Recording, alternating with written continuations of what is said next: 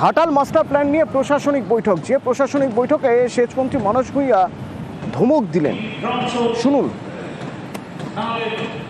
ছুটি ক্যান্সেল, তোমার স্মৃতি বিভ্রংশ হচ্ছে, নাহলে তুমি নোট করতে ভুলে যাচ্ছ।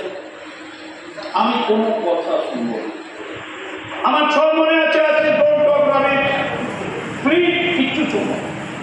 I remember every proceeding. আমি ৭৮ সালে কি ঘটনা ঘটেছেন গড়বড় করব।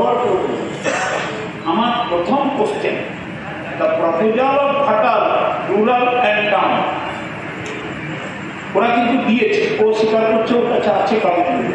Why it is not placed to SCS and to me? Sukanta রয়েছে সরাসরি আমার সঙ্গে।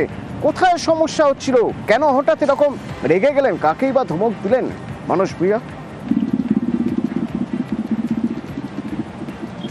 দেখো অতনুদা, মানস ভূঁইয়া যেটা জানিয়েছেন যে এলাকার মানুষের সাহায্য সহযোগিতা প্রয়োজন এবং মুখ্যমন্ত্রী চান ঘাটাল মাস্টার প্ল্যান হোক, অর্থাৎ ঘাটাল এবং দাসপুর সহ বিস্তীর্ণ যে এলাকা, সেই এলাকার মানুষ জল যন্ত্রণা থেকে মুক্তি পাক, এই দাবি তুলেই তিনি কিন্তু এই প্রশাসনিক বৈঠক ঘাটালের টাউন হলে, যেখানে উপস্থিত ছিলেন সেচ দপ্তরের আধিকারিক সহ প্রিন্সিপাল সেক্রেটারি এবং জেলা প্রশাসনের আধিকারিকরা। সেখানে কিন্তু সেচ দপ্তরের বেশ কিছু আধিকারিককে তিনি ধমকের সহিত বলেন যে পুজোর ছুটি তো দূরের কথা, বিভিন্ন দিক দিয়ে তিনি ধমক দেন এবং দ্রুত কাজ করার কথা বলেন।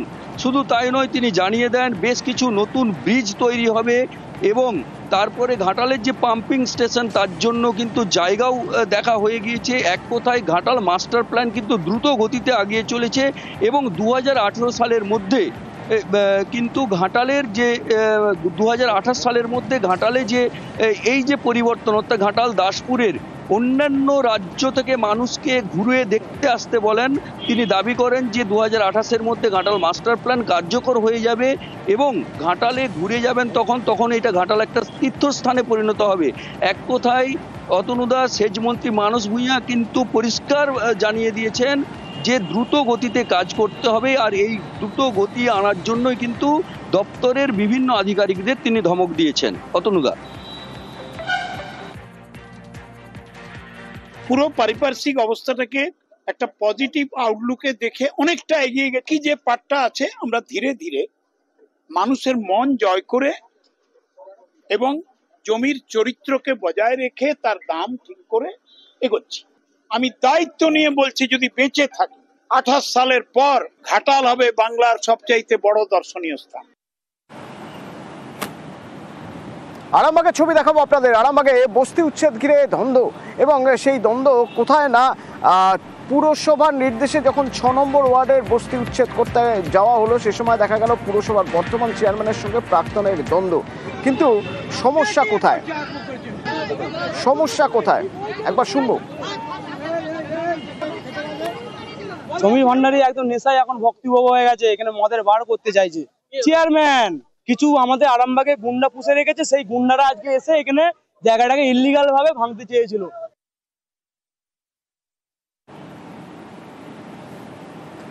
শুভদীপ রয়েছে আমার সঙ্গে। শুভদীপ, এই ৬ নম্বর ওয়ার্ডের বস্তির সমস্যা দীর্ঘদিনের, উচ্ছেদের বাধা কোথায়, মানে কোথায় বাধা হয়ে দাঁড়াচ্ছে, সমস্যা কি?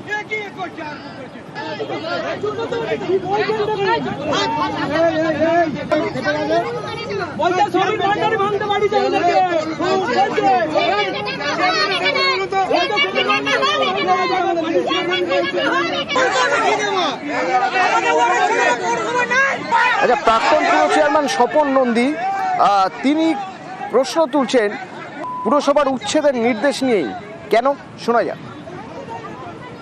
পৌরসভার জায়গা নয়, এটা পিডব্লিউডির জায়গা। যারা ভাঙতে এসছিল ওদেরকে পৌরসভার চেয়ারম্যান বলেছে, এটা কি করে হয় আমি বুঝিনি। এটা তো পিডব্লিউডির জায়গা, ব্যাপারটা নিয়ে দলের কাছে আমরা জানাবো, তো কাম্য নয়। শুভদীপ, এই ৬ নম্বর ওয়ার্ডের বস্তি উচ্ছেদের সমস্যা বা এই বস্তির সমস্যা দীর্ঘদিনের, তো এই উচ্ছেদে কোথায় সমস্যা হচ্ছে, জটিলতা কি? দেখো, যেহেতু দ্বারকেশ্বর নদের কিন্তু পাড়েই এই 6 নম্বর ওয়ার্ড, এর ফলে বন্যার সময় কিছু পরিবার যারা নদীর একেবারে পাড়ে বসবাস করেন, সেই আরামবাগের যে হেলিপ্যাড রয়েছেন সেই হেলিপ্যাডের গায়েই কিন্তু ঝুপড়ি ঘর করেছিলেন। এবং তারা যেটা দাবি করছেন, কাউন্সিলরের আবেদন জানিয়েছিলেন থাকার জন্য এবং পিডব্লিউডির কাছেও তারা আবেদন জানিয়েছিলেন। যেহেতু এটা দাবি করছেন এটা পিডব্লিউডির জায়গা, সেই কারণে তারা ওখানে ছিলেন এবং পুরসভার জায়গা, সেই কারণে সেখানে উন্নয়নের কাজ হবে তা বারবার তাদের নোটিশ করা হয়েছে এবং মাইকিংও করা হয়েছিল, তাতেও তারা শোনেননি। সেই কারণে জোর করে তাদের উচ্ছেদ করার চেষ্টা করা হয় এবং যেটা তাদের সাধারণ মানুষের যেটা দাবি যে পুরসভা এবার পিডব্লিউডির জায়গায় কিভাবে উচ্ছেদ করতে পারে, এই নিয়ে একটা প্রশাসনিক জটিলতাও কিন্তু তৈরি হয়েছে। এরপর 6 নম্বর ওয়ার্ডের যিনি কাউন্সিলর তিনি এই উচ্ছেদের প্রতিবাদ করেন এবং প্রতিবাদ করে ওই অসহায় মানুষগুলোর পাশে দাঁড়ান। তিনি দাবি করেন যে আমাকে আবেদন করেছিল, সেই কারণে সেই অনুমতি দেওয়া হয়েছিল, পুরসভা এভাবে উচ্ছেদ করতে পারে না। এই নিয়ে কিন্তু জটিলতা তৈরি হয়েছে। পরবর্তীকালে কিন্তু উচ্ছেদ অভিযান স্থগিত হয়ে গেছে। পুরসভার যদিও দাবি পরবর্তীকালে আবার তাদের সঙ্গে কথা বলে এই সমস্যা মেটানো হবে।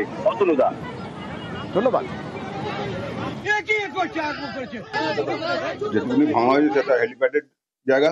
6 মাস আগে থেকে ওদের বলা হচ্ছিল যে এইখানটা আমাদের ঢোকার মূল পথ, এখান দিয়ে না ঢুকলে আমরা কাজ করতে পারছি না।